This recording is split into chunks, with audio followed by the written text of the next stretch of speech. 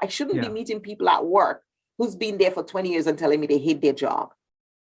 That should not be happening. Yeah. We failed them and we failed ourselves. We've just been wasting everybody's life. Yeah. How sad.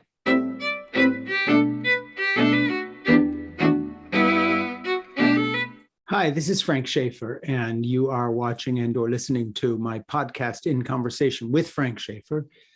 It is a live event on Facebook first, then recorded, and then goes to YouTube and Facebook again, and to all the places podcasts are delivered. I remind you that if you listen to our podcast and you like it, then please like it in the interweb sense of liking it so that other people know about it.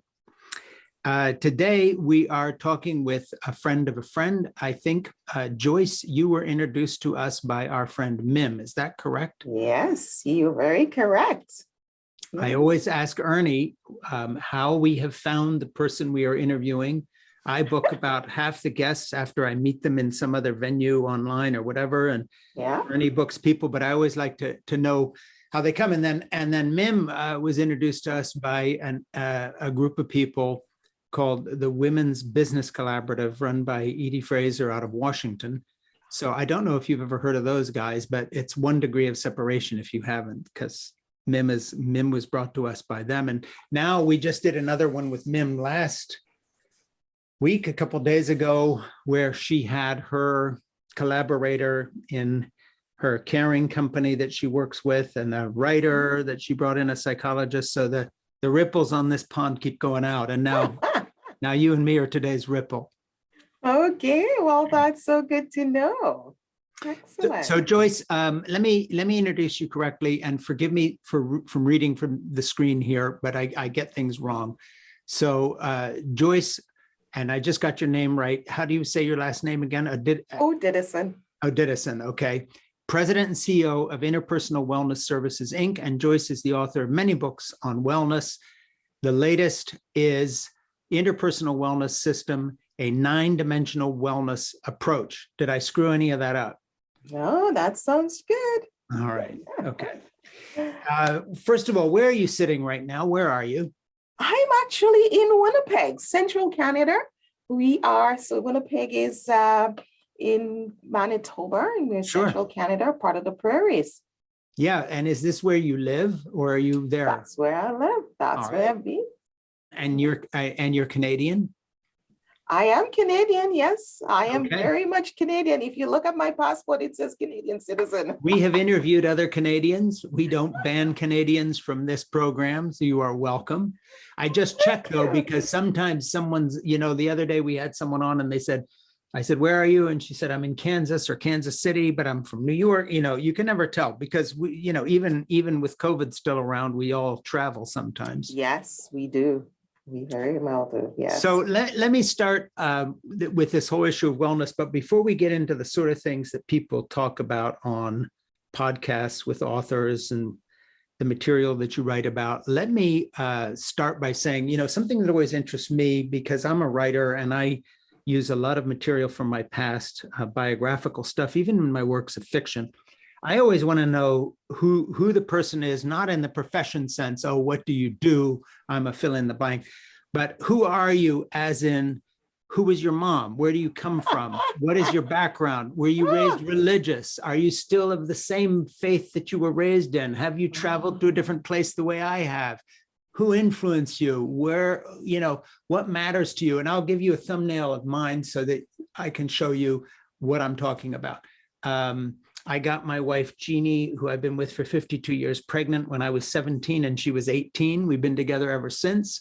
We have 3 grown children, and we have been doing full-time childcare for our 3 oldest grandchildren. When I'm done this podcast today, I'll have an hour break, and then I'm picking Nora, who's just turned 9, up at school, as I do every single day of the week. I have a snack already cooked for her. She will come home, and by the way, it's a nice piece of haddock fish with some fried mashed potato cakes. Cooking is my hobby and passion. And so if you say, who are you, Frank Schaeffer, you can say, okay, he's an author, but who I really am is the guy who's going to pick up Nora. That's what I'm talking about. So who are you? I love that. I love that. I'm envious of your granddaughter. Yes. Well, you can always come by. I mean, you're a long way away, but I'll cook for you if you're in my neighborhood. What a pleasure. What a beautiful thing. And family is so, so important to me. I was actually raised originally, my ancestry. I grew up in the Caribbean. We are from, of course, African ancestry. Most of the Caribbean is, and I grew up in the beautiful little island of Dominica in the Eastern Caribbean Sea. And when I came to Canada at 19 for university and settled here. So been living here most of my life. Met my husband at university. We have 2 adult children. They're not even married. One is dating though. So anyway, it's a whole other story. I grew up as a Christian. I'm a Christian, Seventh-day Adventist Christian. So we're Sabbath keepers. So people was like, oh, it was like, well, we kind of like the Jews, but we're the Christian version. Yes, and sure. So, I've been, I think, a 4th or 5th generation Seventh-day Adventist, and we have a big family. My mom was the first of 11 children. So my grandma had 11 children, and my mom was the eldest. And then my mom started having us young. So we actually grew up with our grandma and our aunt and uncle. So we're very close in age. Like my youngest uncle is a year older than me. So we don't say auntie and uncle. I just call them by name because they're more like siblings. And most of them are settled in Florida, Atlanta, and I haven't been to see them since COVID. So I was saying to my husband, I feel a bit nostalgic. I need to go visit my family. I just need to see them. And that's so important to me because family, my husband is from Nigeria. And so he also has a big family. He has 5 siblings who settled here in Manitoba. And I've always been the one to embrace them and, host the Christmas dinner, the Thanksgiving, the Easter. I love to cook like you. So everybody knows Auntie Joyce is cooking something. I've had to do a lot of cooking challenges with my health. So I've also been gluten-free, dairy-free. So I'm always making new and interesting recipes. I like food to taste good, even though I take certain things out. So that's who I am. And I run my business here in Manitoba. What will I go home to do today? I think I'm making soup today. So I am making a sweet potato and yellow split pea soup, and I put it in the slow cooker. And I actually I added some dried portobello mushrooms to it. So I told my husband to turn it off at 3 p.m. And when I come home, I will do the puree, and I'm so looking forward to that. So that's my dinner tonight. I love that. So we can, it doesn't matter how we pronounce your last name because we now know your Auntie Joyce. So like that's the handle, that's it. And I suggest your next book, I'd buy a book by Auntie Joyce on wellness faster than in a heartbeat, because it's like, hey, it's Auntie Joyce, she must know something. Absolutely. You just gave me the name for my next book. I think so. Why not go for it? So let's get in through this background to the wellness thing a little bit. Now, you were talking about health stuff. And I'm presuming you have some health issues yourself. Most of us are. Yeah, we get there by that. Talk about those. Talk about the health issues a little bit. You know what? I was born with only one kidney fully functioning. So apparently, one of my urethra wasn't fully developed. So all the waste from my little body went into this sac of fluid, and it started leaking into my system. And nobody knew until I was 18, 19. And then finally it was, I remember the urologist saying to me at 21, when I had it out, he said, it was just a big sack of fluid. And he said, if someone had punched you, it would have just ruptured and would have killed you. And I was like, well, I'm meant to be here. So this is why I'm here. So, but I had lots of health challenges with my diet. I've always had digestive issues from a little kid. I remember standing in line, and we were all in line, and in the Caribbean, we line up in the sunshine, and all my classmates were there, and this is me, and my tummy was over here. because I could not tolerate cocoa, caffeine. We didn't know about allergies. My parents were not very familiar with stuff like that. And I remember there was a certain beverage they make for us in the morning, because we grew everything naturally. We had our own cocoa beans, and they would harvest the cocoa bean and grate it and make this beautiful cocoa tea with coconut milk. Oh, and it would be sweetened with cane sugar. And I loved it. But on my way to school, I would be vomiting. But nobody ever thought, but that's unusual. Why is Joyce having this reaction? And that has been, my parents would make rice for the rest of my siblings, and I had to eat plantain or yams. I could not tolerate rice.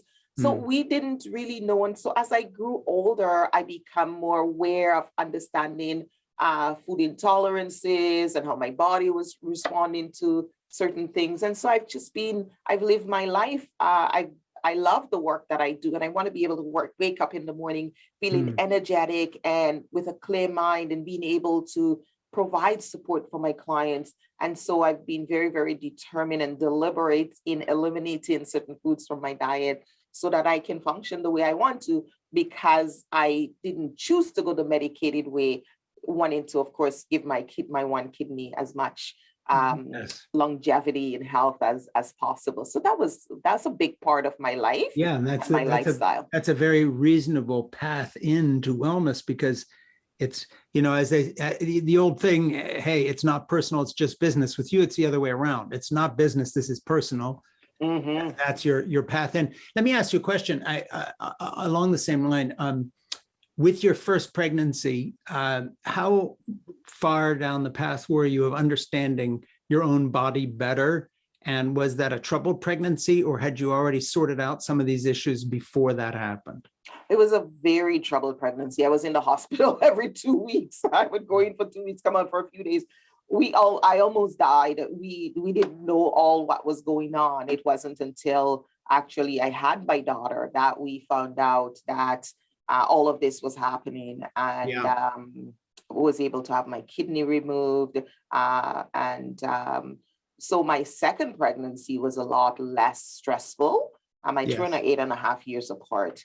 And we decided, we were very deliberate and cautious, and we thought, okay, we would see if this was going to be a healthy pregnancy and if my kidney could sustain it. So actually, my second pregnancy was a lot healthier than the first, because, just like everything else, you don't know what you're going to know, but we were able to make better decisions and choices with the second. Did your children, in terms of your condition, did that spark anything with them in terms of their own health issues, or were they born pretty healthy? Have they remained so, or how miracle of miracles. My children are both perfectly healthy, thank God. And I remember when my daughter was born, I was looking to see everything, because I had to be on antibiotics when I was pregnant for her. And because of the frequent kidney infections and the edema, the swelling was just terrible. And we really thought something would be wrong with her, but she was very small. She was born like about 5 pounds. But she from the day she born, she was kicking, and she's been a go-getter. She's a beautiful 36-year-old woman in her life and her career, and healthy. I think the only thing my children have is they do have some intolerances with food, so they have to pay attention to that. And it's part of our lifestyle. So they both cook. They're both great cooks.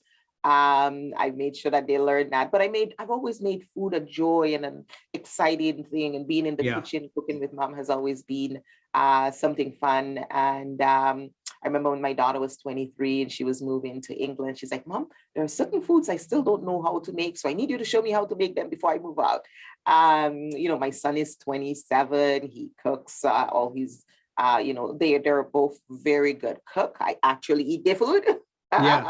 And so they know how to take care of themselves. And that's something that they know when we have those conversations. Are you taking your supplements? Are you making sure you hydrate? Those are foundational things. And And they know I will challenge them on that. So it's always been, so I'm very blessed that way. We have. Well, it would seem to me that given your background and your own struggles, that you are able to bring some of that to the table, both in your writing and also in the advice you give people. I would think that puts you in a much stronger position to help people and give them advice than if everything had been easy for you, because you come at this through your own struggles. My guess is you're able to draw on some of that in the advice you give other people.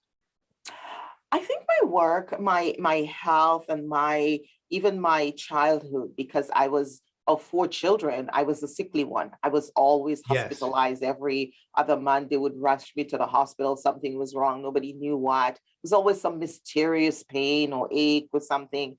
And nobody really actually knew what was going on. Yeah.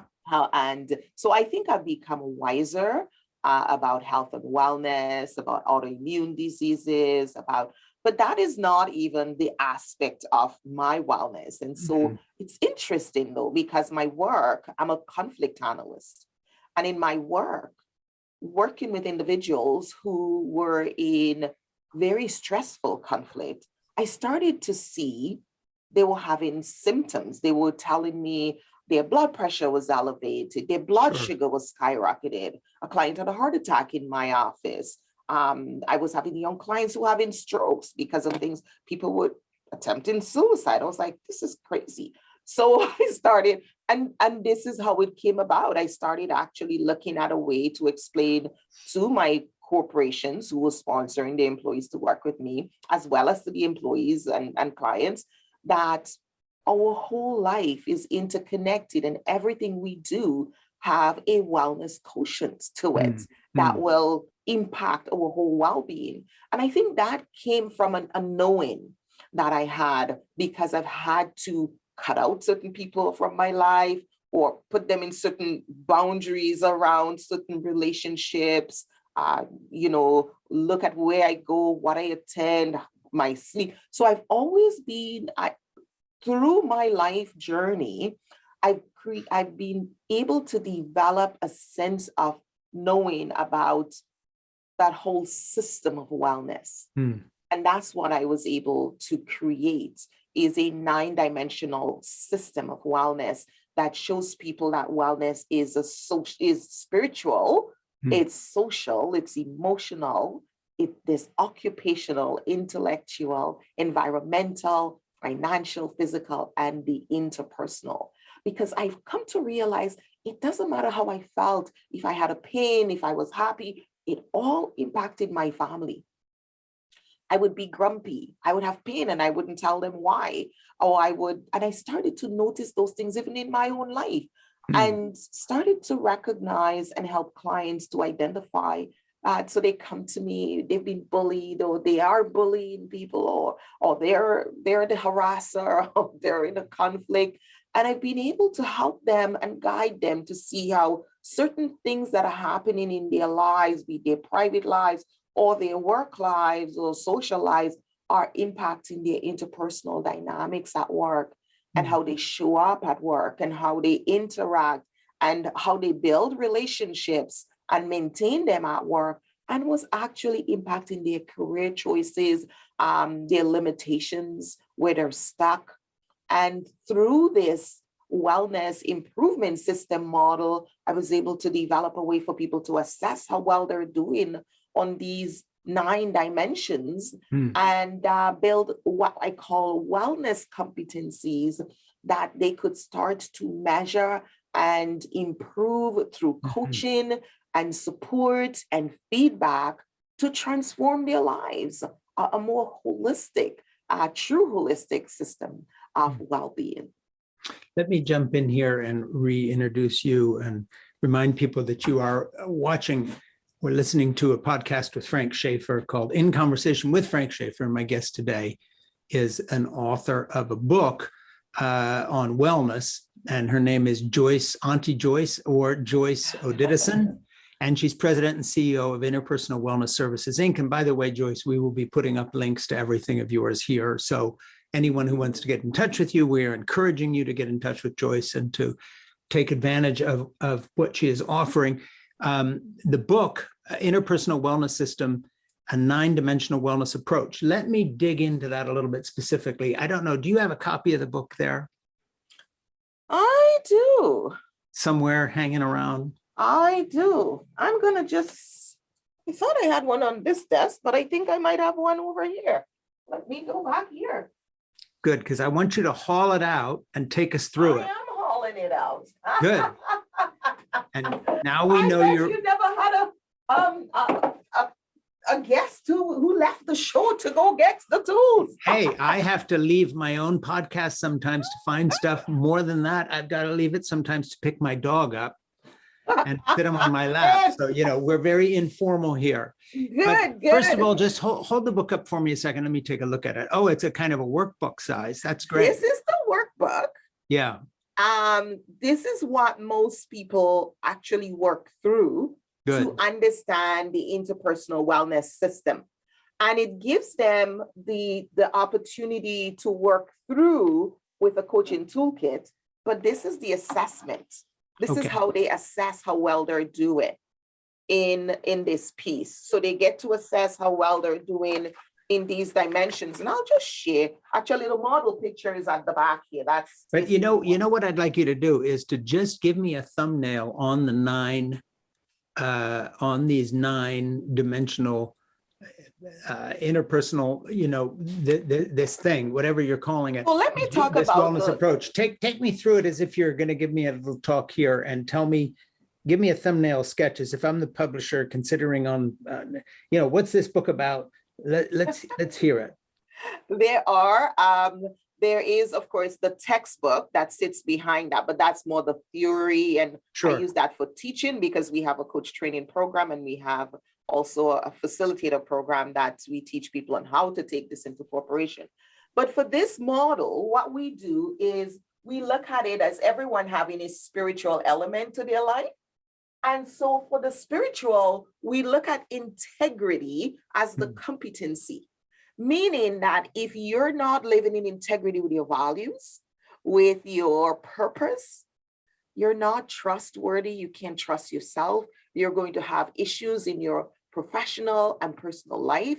And so some of the things we look in there is helping people to identify their core values, building a trusting, brand for yourself, being that person of integrity, right? Integrity means being able to trust, but it's also being able to live in integrity with your values, with your purpose, with your ambition, what you've been called to do. So we really get people, and in there we actually get people to talk about their self-esteem. So in each model, in each dimension of the model, we actually highlight some key life areas that our clients get to assess.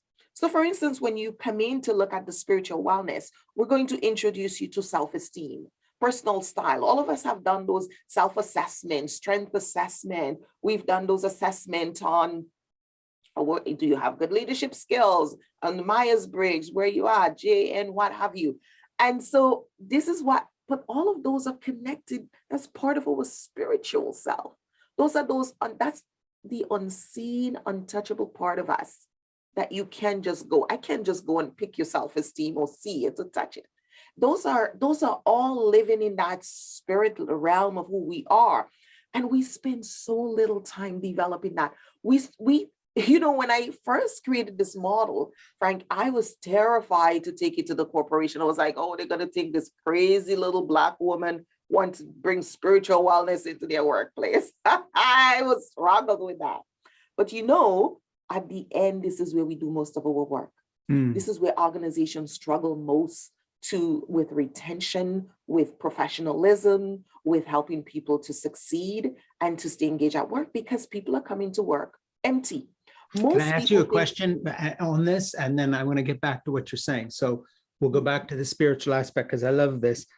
Because you come from a religious background, I came from an evangelical fundamentalist background, which I left. But when I talk about spirituality, even if I secularize the term and make it more about what you're talking about, thinking of taking this to the corporate level, there's always a little bell in my head going off where my mother's saying, you know, and I'm being a little facetious here, but I hear a little voice, my mom, who passed away at age 98, about 7 years ago, 8 years ago. But, you know, there's a little voice saying, you know, but Frank, if you were really going to talk about spirituality, of course, you would need to lead these people to Christ, because everything else is sort of secondary to that. And I'm asking you on a very personal, off the record thing, like we're just meeting here talking as old friends.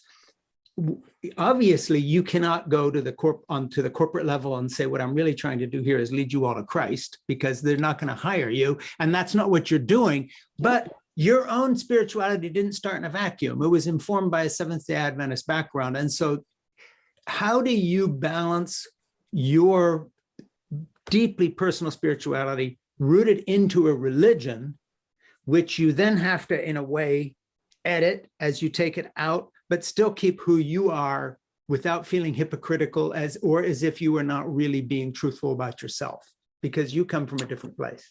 You know what?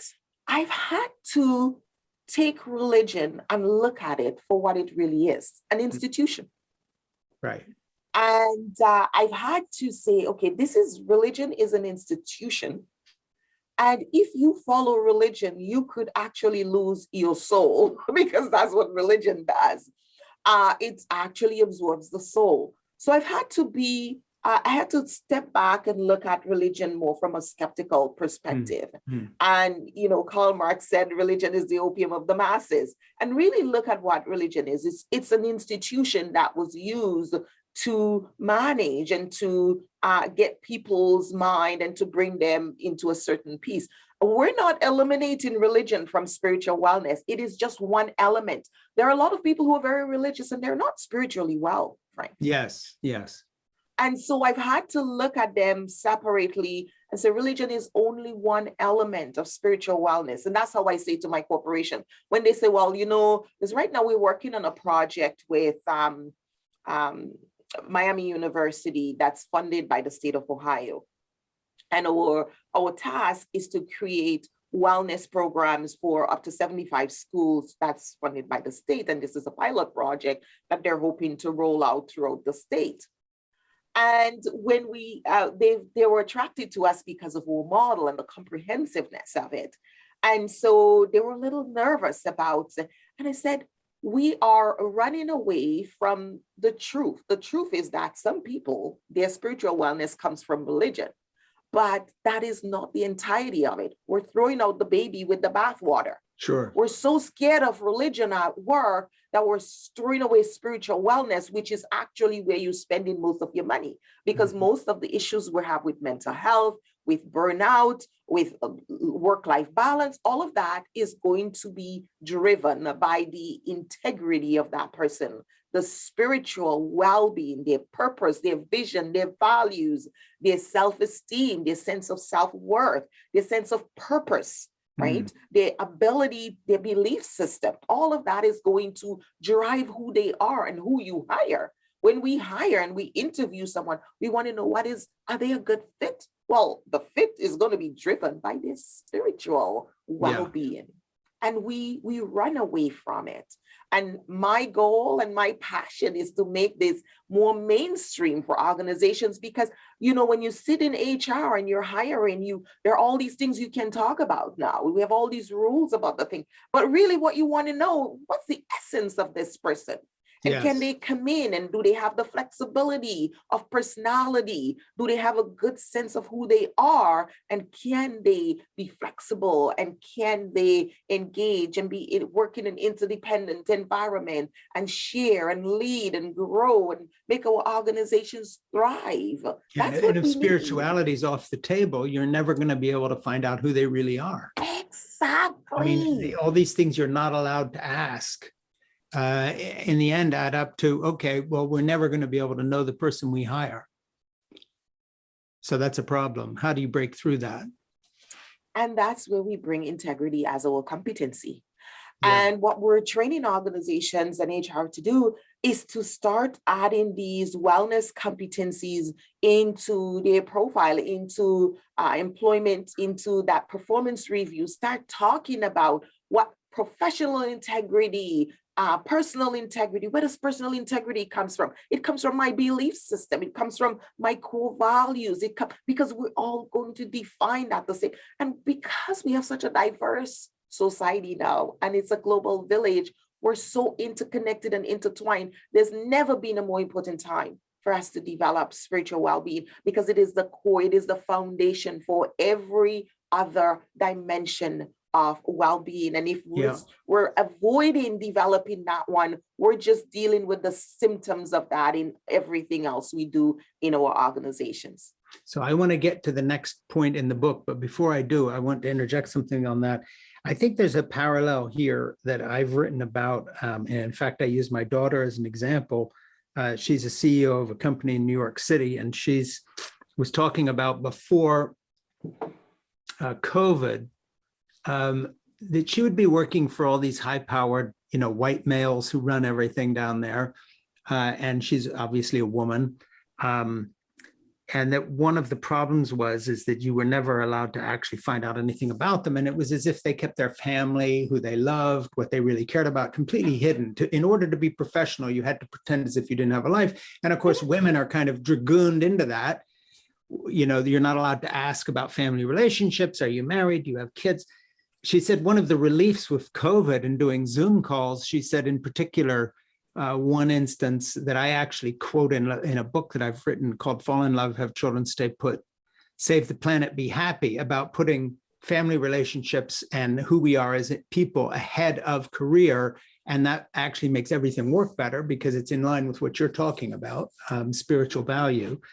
But she was saying this bank president that she often worked with on financial deals one day on a Zoom call said, I've got to speak very quietly because I just put my toddler down, my 2-year-old for a nap, and I can't wake her up. Well, she said that was the first personal revelation she ever had of this man, that he even had a life.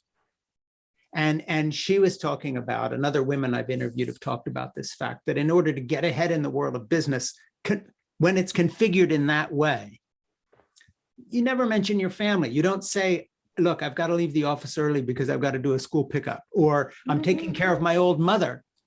She has dementia. I'm sorry, I've got to take the afternoon off. I know. This is all regarded as unprofessional because you can't have a personal life. And I think this ties in with your point of you can't, if you're not going to talk about spirituality, this is the same thing as, hey, we're not going to talk about who we love, or the fact that my mom died last week and I need a week off to help my dad now. Talk about that a minute. Let's just take a little sidetrack on here because I'm sure you have some views on this. I think it's that whole person perspective that we had come away. And I actually, as much as we suffered through the COVID, the whole pandemic, I think it was the Great Equalizer. That's what I call it. Yes. It was the Great Equalizer. It woke us up to recognize that we are whole persons. And we need to bring that whole person perspective to the people we hire at work, to the people we work with, and into organizations. That's why we're facing the mass resignation. People don't want to go back to that sterile, antiquated way of working. People want to be humans. They want to be able to have for work to merge with their lifestyle. And that includes men, by the way. Absolutely. I mean, we're not just talking women here. No, people. I said people. I know. Humans. We want to be seen for who we are. We want to be great men, want to be great fathers and great husbands. They want to be. One of the programs that I run is every year I run the Global Workplace Wellness Summit. We through the pandemic, we ran it as 3 and 4 day event, but we're going back to live in person. So it's going to be in Winnipeg, in our city this year. And last year, we had a virtual and we had a speaker from Israel. And she was talking about the program that they were doing in Israel with the males and giving them permission to take time off, encouraging them to take paternal leave and to take time off and to be with their family and to be good fathers and sing the lullaby with their children.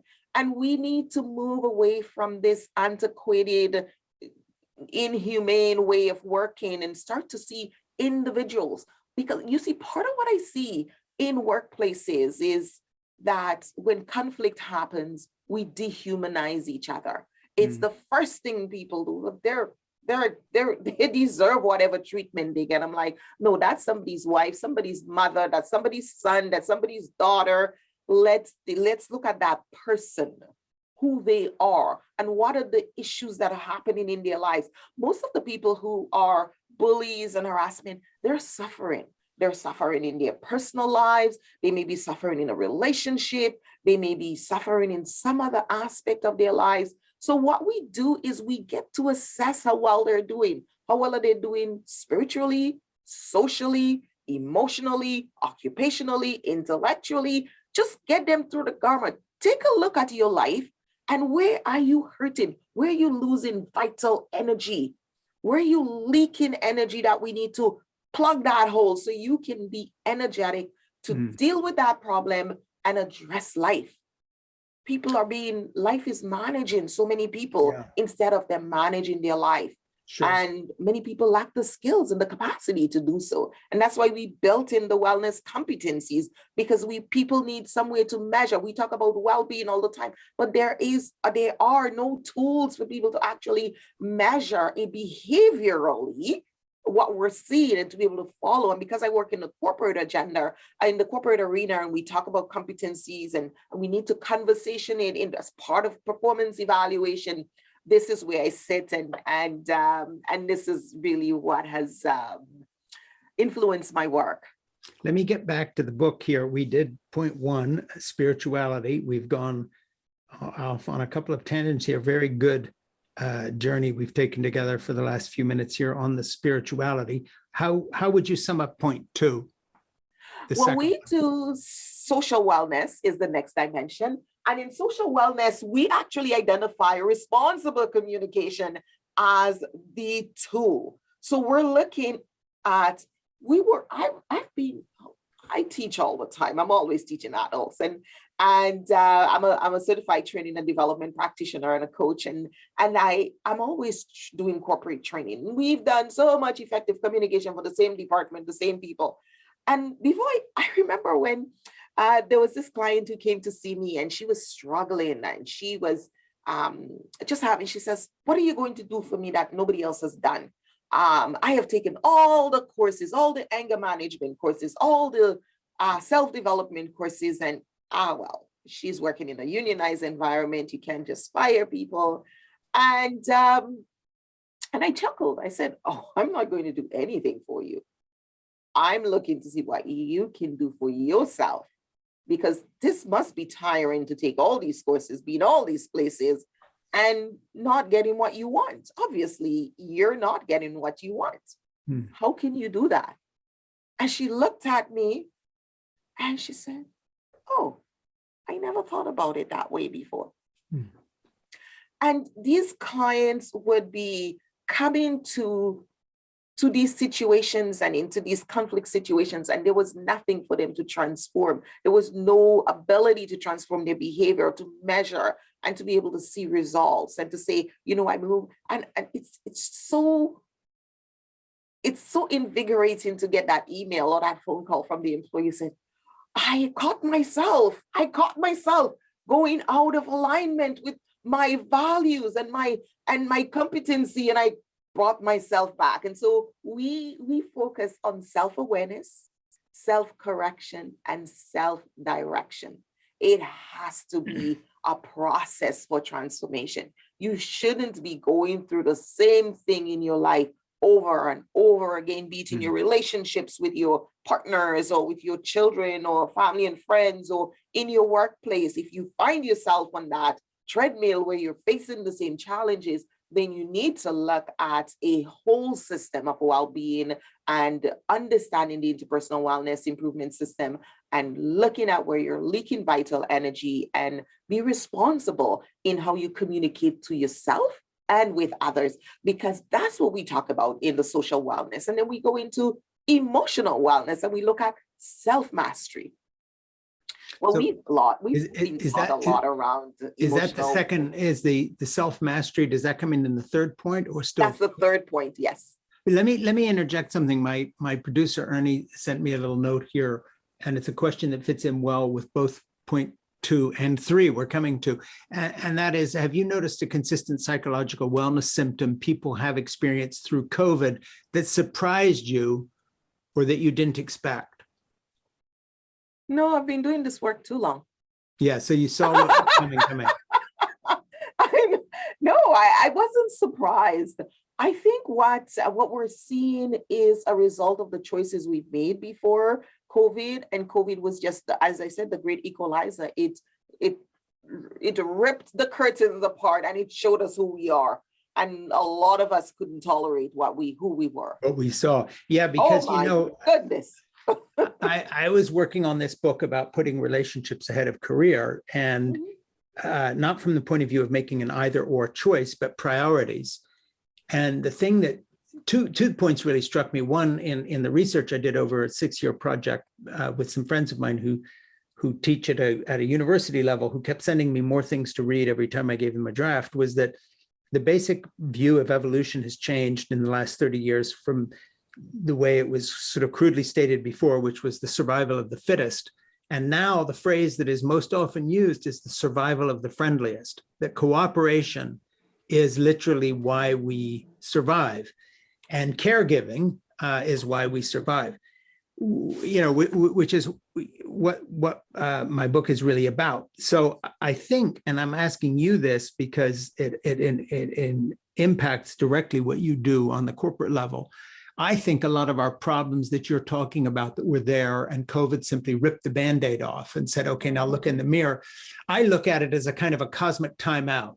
You've all been screwing around. Now go to your room, and I'm not sending you to your room for 15 minutes. Go home and stay in your apartment for a year and just think about what you're doing with your life. And that's sort of what COVID did. So I talk about that a little bit in the book, but in the course of your project, it would seem to me that you would be pointing out or discussing with people a big issue. And that is almost, I guess the way I put it, is how do you define success? And if you define success only in terms of your standing in a corporation or how much money you're making, you are never going to find much joy and happiness in your life. And there's a lot of studies about this. Absolutely. It depends on the interpersonal relationships and the altruism and the care that you give other people. So, let's say we just take this podcast you and me are doing here today. So I've got Auntie Joyce on, and this is Frank Schaeffer, and you have a project and I have a project. In a weird way, the most important thing that we're doing today here is not about your book or work or my book or work. It's the fact that here we are, each extending caregiving to the other. I'm saying, hey, I have a podcast. I'm interested in what you want to do. I'm going to do what your mama would do for you. You've got a picture, and I'm going to stick it up on the refrigerator and say, look what Joyce did. And you're giving me the time to ask questions I'm interested in. This is a form of caregiving. This is parenting each other. And it would seem to me that if you start seeing life that way, as in we are each other's caregivers, it's a completely different result than this idea of gaining power over other people for position and income and career title and so forth. Oh, have mercy. So I'm guessing you and I are pretty much on the same page in terms of what we're talking about. Absolutely. With all the push, and we know through COVID, there's been more awareness now around diversity and inclusion, and we come at it from a completely different perspective. I say to organizations, look, have you looked outside your window? It is global warming. Have you just looked at what we went through? We as a species, we need to come together and collaborate for our survival of the species. There is only one race on the planet. It's the human race, and we are about to be extinct if we continue to divide and separate and fight against each other. Yeah. One race. If you look at the DNA strand for every ancestry, people of all ancestral group, we have the same DNA strand. We are one race. And when we start to recognize that we are one and we need the same air to breathe, we need the same water to drink, we need the same sun to shine, we will start behaving differently. We will not have people dying of hunger while some people are living in such abundance. They start to realize that we need one the same thing to survive, the same DNA strand. And we need to start working differently, because that same DNA strand is what our forefathers had. That's what they had 500 years ago. And what have we done with it in this generation? We've added so much stress on it, more things, more technology, more work, more activity, more, let's just put on more on ourselves.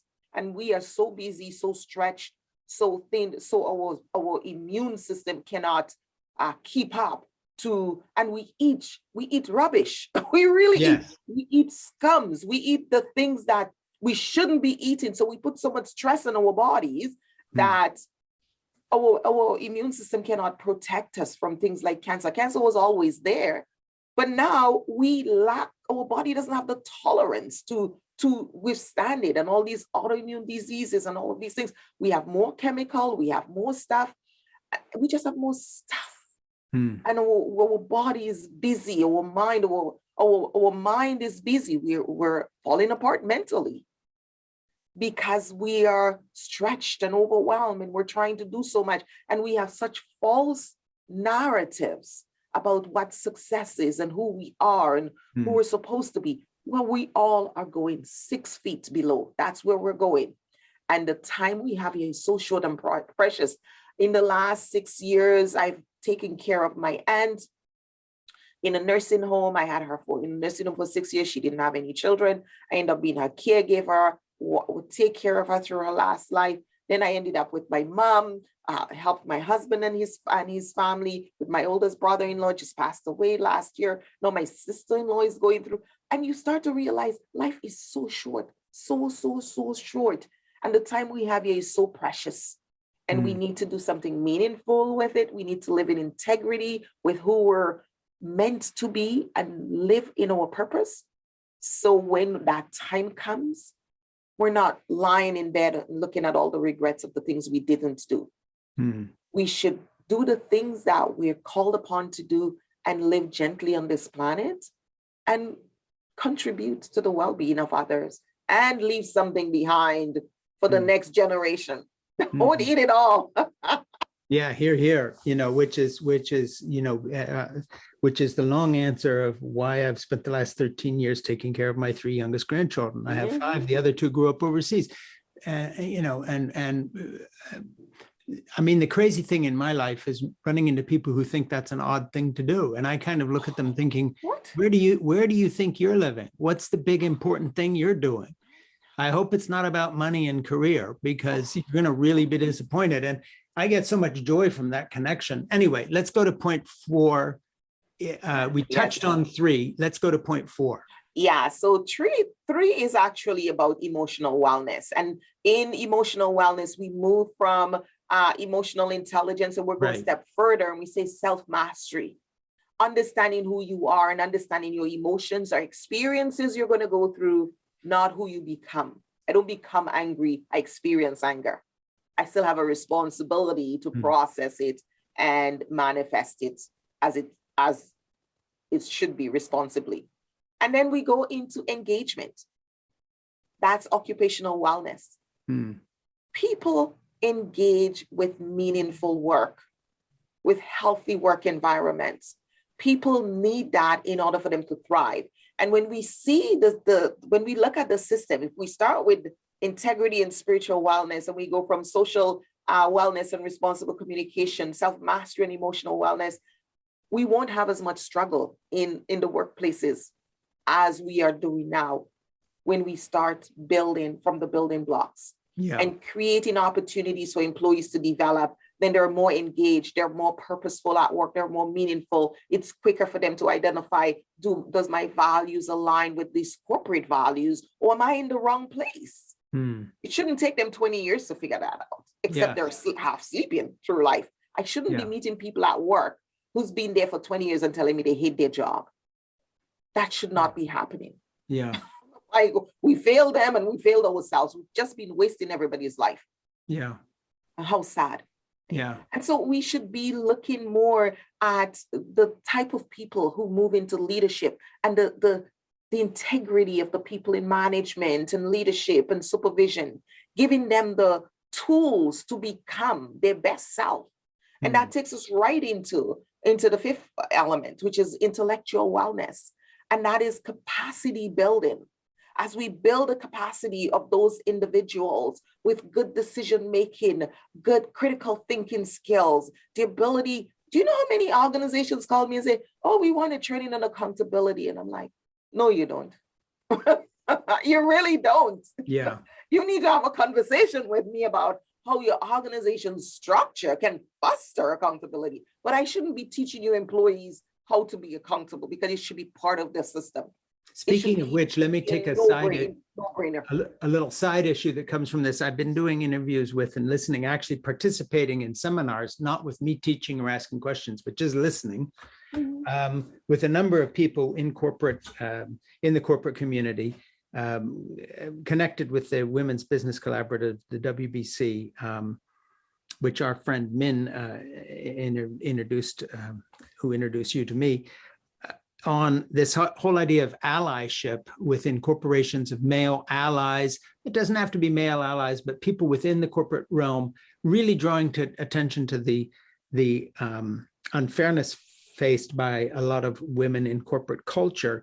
It seems to me the larger issue is the one you're talking about, because you would not need allies in terms of gender diversity and racial diversity if the things you're talking about were in place. These would be taking care of themselves, because the mentality would be totally different. Can you just talk a little bit about allyship and gender parity, equal access to opportunity at various levels in corporate life, in the light of what you're talking about here, and how what you're doing impacts that? I would imagine pretty directly, because if people are getting your message, that's happening. Absolutely. Because if you are in an organization and you are a person with, you've developed, your corporation has allowed you to develop that self-esteem, that sense of purpose, you're going to want to mentor someone. Yes. You're going to want to make room for others. You're going to recognize that succession planning is essential, and you have a part to play in that. You know how many people are in work and they just go to work and come home and they don't, you ask them, so why are you here? What is the bigger picture? And they just look at you blank, because they've never had that conversation. So we're stimulating the kind of conversations that nobody talks about. And that's what I always say. I was like, when you come work with us, we will talk, we'll have conversations that your mother wouldn't have with you, because these are the meaningful conversation that transforms our lives. And that's what this model allows us to open up and do, and give people that awareness that life is more than just the TV show you're looking at. There is so much more to your life, and so much more you can do, so much more meaning and purpose. So that means that I can be an ally for someone. And when I see someone being discriminated against, or being passed over, or not having equal opportunity, I will be good enough in myself. I will have the self-assurance enough to say, you know what, I'm going to pass the mic. You take my spot. Or let me give you the spotlight for a minute, because I think what you have to say is so important. I think you need a voice. I think you need to take this training. Let me do you have time that I can spend with you to mentor you on how to elevate your success, how to provide the deliverables necessary so you can be recognized for your skill set. You see, that comes from a person who is well. Not from a person who is unwell. Yeah.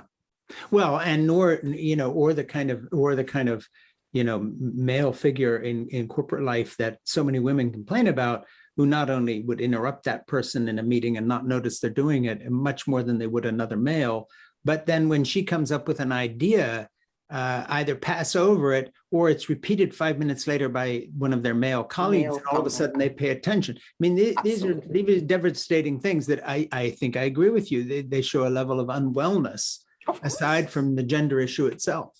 Absolutely. Oh, you know what? Our males have been done an injustice in this society. As a male, you're not supposed to cry. You're not supposed to have a tender heart. You're not supposed to, we tell from a young boy, we tell them all this foolishness. So they grow up thinking that they are supposed to be some robot and not have feelings and not care for others and reach out and be a man about this. There's a whole connotation of what it means to be a man. You're supposed to be hard-ass. And that is so silly, because we want men to be gentle fathers. We want them to be good husbands, supportive husbands. How are they going to learn those skills when all we teach them is to be the hard-ass and to be a man? That's counterintuitive. That doesn't make sense. They don't align. We have gotten through point 5. We don't have too much time left. Give me what I need, what I'm missing here in terms of the rest of the points up to 9. We're 5. So we have 6, 7, 8, 9. That's pretty much of a short space, but what should we take away as the most important thing in those last points?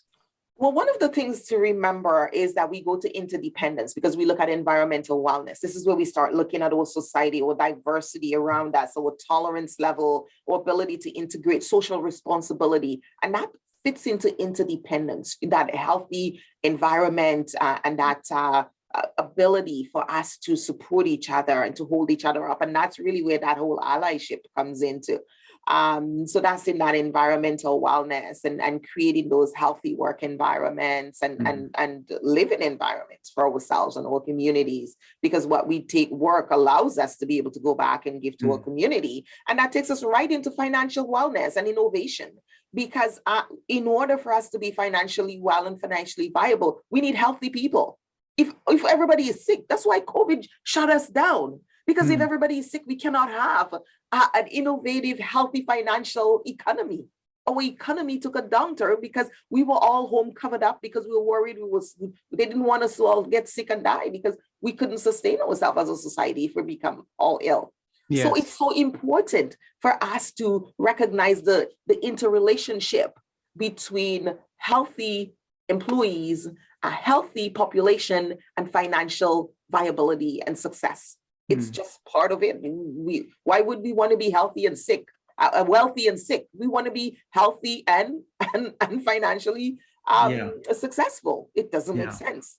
And then we look at the next part, which is the physical wellness, and that goes with vibrancy, creating environments that pulls people to be vibrant, to be active, and that takes looking at ourselves, our stamina, or taking care of ourselves. Managing diseases well, making sure our organizations have the right structures in place to support our people. And then that takes us right into interpersonal. And that's where I sit. And this is where resilience leads. Because all of us, in order for us to be resilient and pick ourselves up, it connects us back to that relationship, that interpersonal, that dynamic, forgiving ourselves, forgiving the other person, resolving the conflict, moving past forward, bringing the team together. That's where resilience lays. Let me ask you just before we're done here. We're going to put connections to you, all the links and so forth up here. I just want to remind people that we have been today we've been in conversation with Joyce Odidison, who's president of and CEO of Interpersonal Wellness Services, Inc. We're going to have links to everything, so you don't have to write anything down here. And Joyce has written many books. Her latest is Interpersonal Wellness System, a 9-dimensional wellness approach. Now, let me just finish up here, Joyce, asking you, on a typical day, are you online coaching? Are you in person at corporations with the people who are your corporate clients? What do you do for them? I don't mean the content, because we've talked for an hour about the content, but just practically speaking, what do you do? So we actually support organizations. We are a training, coaching, and development company. So we do all organizational development. We look at an organizational system that wants to move to a more wellness, vibrant, whole person system. We help them to map out, and we help them to audit what they already have. Because many organizations have elements of this, but they don't recognize the value of what they have and elevate it so people can tap into it. So we help them to recognize, map out what they do with an audit. We also help them to provide training that fits into the various dimensions of wellness, so employees can have access to that. And then activities that really develop the competencies. So align those competencies to activities and create frameworks and standards and processes in their organization so they can actually have a healthy, truly whole person system based on what they're already doing. So we take a qualitative approach at what they're doing. And we also come from a place of, valuing what they already have and say, okay, where are the gaps? How can we help you to create that whole person system? Because we're facing mass resignation and you can't even find people to work for you. And you need to keep those employees you already have. You need to show them that you value their health and well-being, because employees are not just looking for money right now. They're looking for organizations that see them as whole people. And so we're doing a lot of training, a lot of development. We're doing facilitated discussions. We're actually doing working with leaders that are struggling with their departments to get things going and to really touch the people so that we can infuse that energy and help them to transform their workplaces. Have you found a good reception for your work? Do you have a good audience? Is this project of yours working, or are you struggling, or is it successful? I guess using the normal terms, where are you at right now on all that? We're very busy. Yeah, you're very busy. We're very busy. I also can't even find people to hire. A big part of what we do too is that we train others. So I'm a legacy builder. That's part of my nature. So I train facilitators to take this work into organizations around the globe.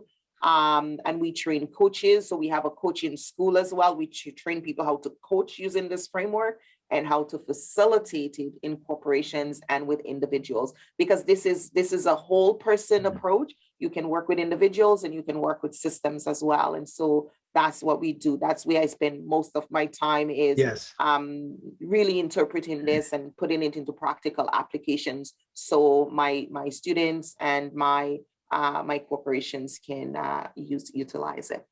Well, listen, I really appreciate it. So Joyce, people who want to get in touch with you, Ernie, when he puts this up online and all the other places, he's going to put everything to click on to get to you. I want to remind everyone that you've been watching In Conversation with Frank Schaeffer. My new book, Fall in Love, Have Children, Stay Put, Save the Planet, Be Happy, is very apropos of this discussion. I don't, you always bring it up, but in the context of trying to find a balanced life and a work-life balance and dynamic that leads to the whole person approach that Joyce is talking about, my project and yours fit together really, really well, which is, I think, one reason that a lot of women who have work in corporate culture have kind of adopted my book and are helping it, including people like Jose Zylstra, who runs Gender Fair, which is this service through that you can download as an app to check out how any individual corporation you're going to do business with treats women and how they're rated by the women in those corporations. So I would love to do this again sometime, Joyce. We need to talk about a kind of an interface between some of today we've been talking about everything that you're doing in your book and project, which, by the way, I just love what we've been talking about. I would like to talk to you some more about an interface with the project that I've been writing about in this new book of mine, because, for instance, I have a whole chapter on female leadership in the book where I'm trying to talk from the point of view of a male caregiver that is living a whole life that is denied to so many males because of just what you said, this strange training we give males about what it is to be a man.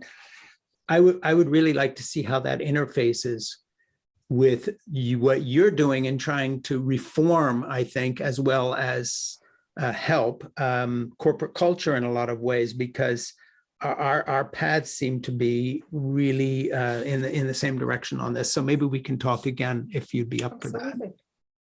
Absolutely. Good. Well, anybody can get in touch with you. They can. Please, yes, and we're going to put links so they don't even have to take that down. Joyce Odidison is the president and CEO of Interpersonal Wellness Services, Inc. We've been talking about her book. Please get in touch with her, find out how you can become part of this. And folks who are in the corporate world, this is obviously a service that is going to benefit you. So Joyce, It is very busy time. Yes, people busy are time. more and more needing this work, and we're just trying to keep up. So thank you so much for having me. It was a Well, wonderful conversation. I and a great appreciate it. discussion.